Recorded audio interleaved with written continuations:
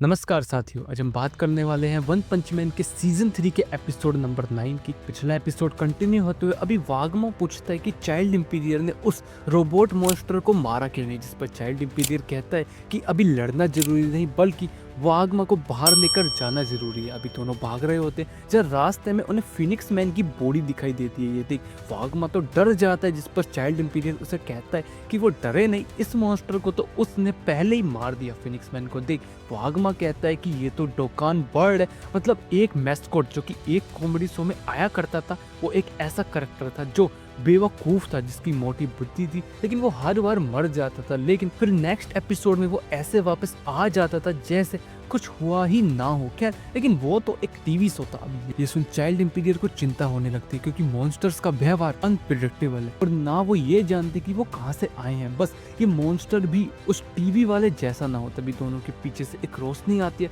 और Phoenix man वापस जिंदा हो जाता है और कहता है कि ग्योरो ने कहा था कि फिनिक्स मैन को मौत को छूकर टक से वापस आना है, तभी वो ट्रू मॉन्स्टर बनेगा। और अब वो थ्रेट लेवल फिनिक्स मैन उनके सामने है। ये देख चाइल्ड इंपीरियर अभी गन फायर करता है, लेकिन उन सबको फिनिक्स मैन जला देता है और दोनों पर हमला करता है। चाइल्ड इंपीरियर अपनी शील्ड इस्तेमाल करता और बागमा को वो उसी शील्ड में रख यहाँ से निकल जाता है, क्योंकि अभी चाइल्ड इंपीरियर को यहाँ इसको हराना पड़ेगा। इसलिए चाइल्ड इंपीरियर अभी आगे बढ़ता है। फिनिक्स मैन उस पर फिर हमला करता है, लेकिन इस बार child imperial transparent film use करता है। ये देख फिनिक्स मैन कहता है कि फिर भाई टेक्निक, और इस बार वो इसे तोड़ देगा। फिनिक्स मैन अभी आगे बढ़ता है और इस बार वो चाइल्ड इंपीरियर की शील्ड तोड़ देता है। चाइल्ड इंपीरियर दूर जाके गिरता है। फिनिक्स मैन कहता है कि अब उसे दिख रहा है कि वो सबसे ऊपर है, सबसे स्ट्रॉन्ग क्रिएचर है सारे लिविंग बींग्स में से। कभी वो देखता है कि चाइल्ड इंपीरियर रो रहा है। ये देख फिनिक्स मैन कहता है कि उसे डरने की जरूरत नहीं है, वो उसे जल्द ही मार देगा। जिस पर चाइल्ड इंपीरियर कहता है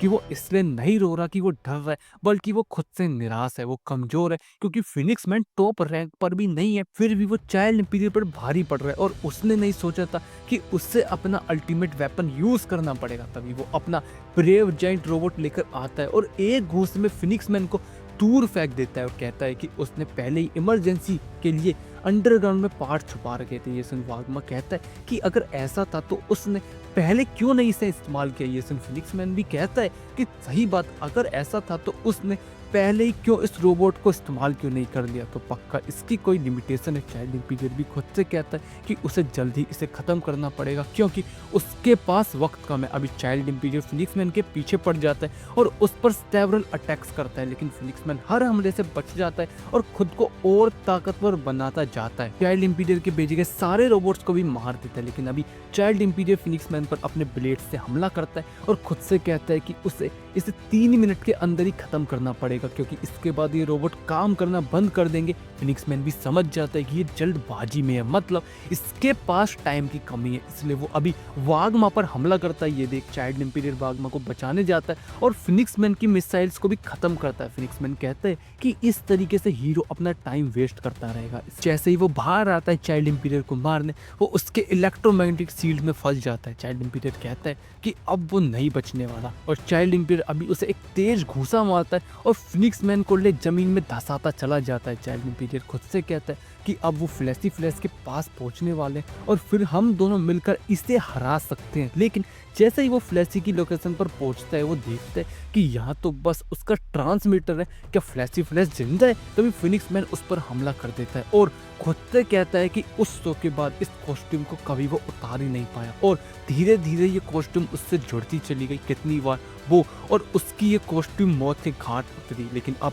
वो सबसे ऊपर है और अभी वो वागमा को भी पकड़ लेता है और कहता है कि वो हार मान ले। जिस पर चाइल्ड इंपीरियर कहता है कि वो हार नहीं मानने वाला और लड़ने तो बिल्कुल भी नहीं वाला, क्योंकि उसे पता है वो जीत ही नहीं सकता। लेकिन वो मन में सोचता है कि इसे वो कैसे हराए। फिनिक्स मैन कहता है कि अब वो उसे फिनिक्स मैन की नई शक्ति दिखाएगा और तभी काफी सारे ज़ॉम्बीज चाइल्ड इंपीरियर से चिपक जाते हैं। फिनिक्स मैन कहता है कि ये तो वो भी नहीं जानता कि ये क्या हो रहा है, लेकिन ये सब उसकी कॉस्ट्यूम का कमाल है। चाइल्ड इंपीरियर अभी ज़ॉम्बीज को मारता रहता है और फिनिक्स मैन यहाँ से निकल जाता है और वो याद करता है कि कैसे उसको बेइज्जत करके टीवी शो से निकाल दिया गया था, लेकिन अब वो अलग है, वो एक गॉड है, क्योंकि ऐसा कमाल तो ओरोची और ग्योरो ग्योरो भी नहीं कर सकता। अभी चाइल्ड इंपीरियर के काफी सारे रोबोट्स या एक ड्रिल बना फिनिक्स मैन को मारने पड़ते हैं, और चाइल्ड इंपीरियर भी अपनी सारी एनर्जीज अपने हाथ में लगा देता है, क्योंकि सिर्फ कुछ ही सेकंड्स है उसके पास और अब वो इसे खत्म करने जाएगा। इसलिए वो अभी अपने हाथ से एक मैसिव एक्सप्लोजन करता है और इसी के साथ टाइम लिमिट भी खत्म हो जाती है। लेकिन तभी फिनिक्स मैन फिर सामने आ जाता है और कहता है कि उसका शुक्रिया,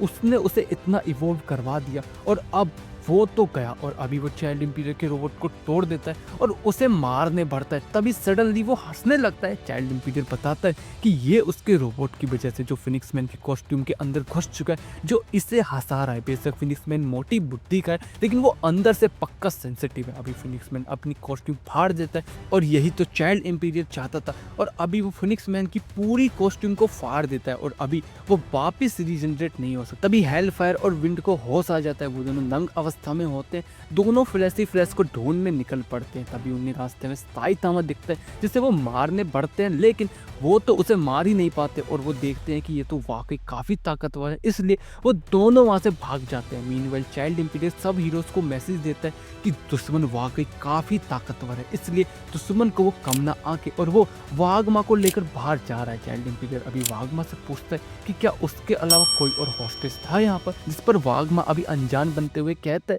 कि नहीं, वो अकेला था यहाँ पर। और इसी के साथ एपिसोड नंबर 9 खत्म हो जाता है। एपिसोड कैसा लगा कमेंट बॉक्स में जरूर बताना, अच्छा बुरा वो भी अपना फीडबैक जरूर देना। एफर्ट्स अच्छे लगे तो लाइक सब्सक्राइब शेयर जरूर करना और मिलते हैं नेक्स्ट वीडियो में। तब तक के लिए धन्यवाद।